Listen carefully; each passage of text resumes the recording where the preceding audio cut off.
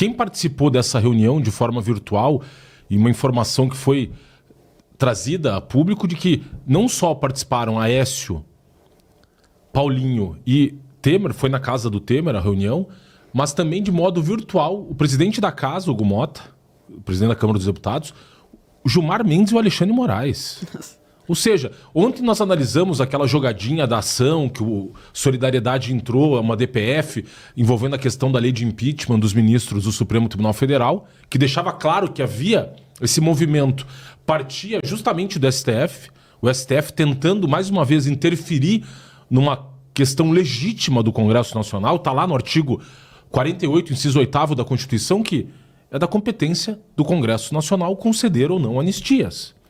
E você vê essa tentativa do Supremo Tribunal Federal de esvaziar o PL da anistia com esse movimento, indicando ninguém menos, como relator do caso, Paulinho da Força. Paulinho da Força, que hoje só está na vida política porque foi beneficiado por uma decisão do ministro Alexandre Moraes. E veja, quem estava na reunião? Alexandre Moraes e Gilmar Mendes. Eu fiz hoje uma pequena pesquisa. Eu só falei, vou entrar no site do STF e vou digitar Aécio Neves para ver o que vai trazer de informação.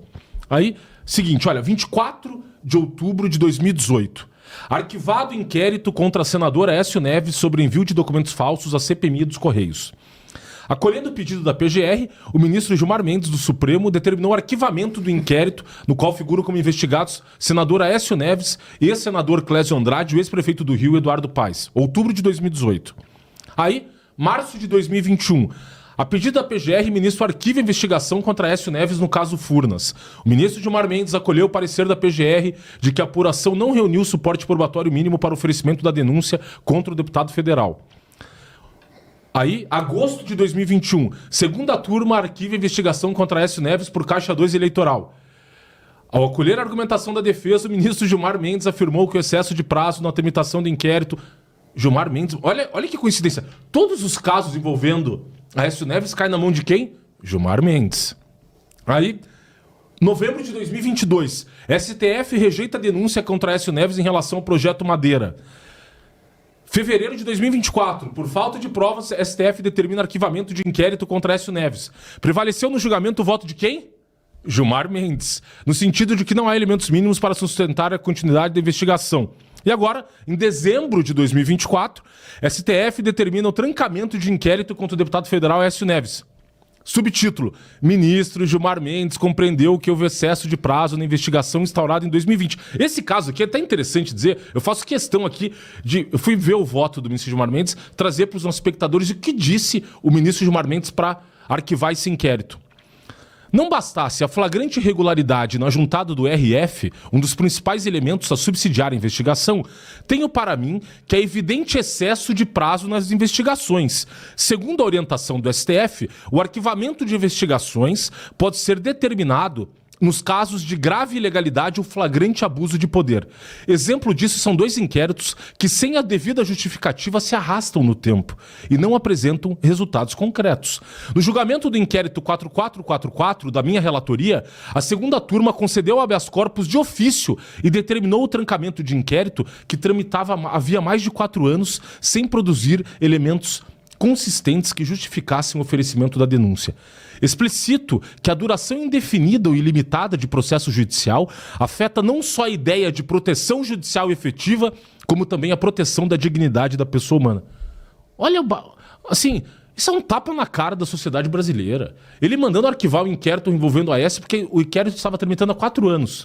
Há quanto tempo está tramitando o inquérito das fake news? Quanto tempo? 6 anos. Então, é mais um tapa na cara que escancara hoje o regime de governo do Brasil. A gente falou aqui algumas vezes da juristocracia, que é justa a causa política da juristocracia, qual é? Segundo o grande estudioso do direito constitucional comparado, Han Herschel, quando elites políticas percebem que estão perdendo o controle hegemônico sobre a vida política da nação, eles transferem o poder de decisão do Congresso para as Supremas Cortes. Isso aconteceu em outros países do mundo. Canadá, Nova Zelândia, Israel, África do Sul. No caso de Israel, é uma situação muito semelhante à do Brasil. Por quê? A partir do momento em que as elites políticas, que eram elites esquerdistas, progressistas, perceberam a ascensão da direita conservadora em Israel, especialmente dos judeus ortodoxos e ultra-ortodoxos, eles transferiram o poder de decisão do Congresso para a Suprema Corte. E a Suprema Corte, o que começou a fazer em Israel? Começou a anular uma série de decisões tomadas pelo parlamento. O que aconteceu no Brasil da mesma maneira? A partir do momento que nós temos, 2013, 2014, a ascensão da nova direita, com o desmonte dessa elite política corrupta por meio da Operação Lava Jato, que trouxe a público essa relação promíscua entre grandes empresas, uma burocracia corrompida, políticos corruptos. Isso ficou muito claro para a nação brasileira e, com o surgimento da nova direita, a nova direita veio crescendo politicamente até que chegamos ali à eleição do ex-presidente Bolsonaro à presidência da República em 2018 e hoje a maior bancada dentro do Congresso Nacional, a bancada do PL.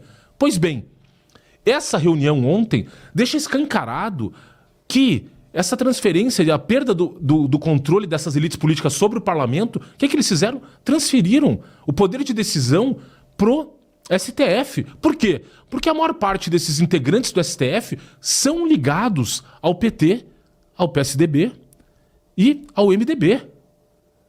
Dos 11 ministros do STF, hoje, 9 foram indicados ou pelo PT, ou pelo PSDB, ou pelo MDB. Alexandre Moraes pelo Michel Temer, MDB, Gilmar Mendes pelo PSDB, Fernando Henrique Cardoso, e os demais 7 por Lula e Dilma. Só os 2 ali que foram indicados pelo Bolsonaro, Cássio Nunes e André Mendonça. E essa articulação hoje, essa tentativa de esvaziamento do PL da anistia, deixa muito claro que hoje, infelizmente, o Congresso Nacional não apita nada. Eles querem ganhar no tapetão, impondo essa pauta do esvaziamento da anistia, o que eles chamam de nova dosimetria das penas, porque eles sabem que uma anistia vai também escancarar ainda mais o regime de exceção sob o qual vive o Brasil.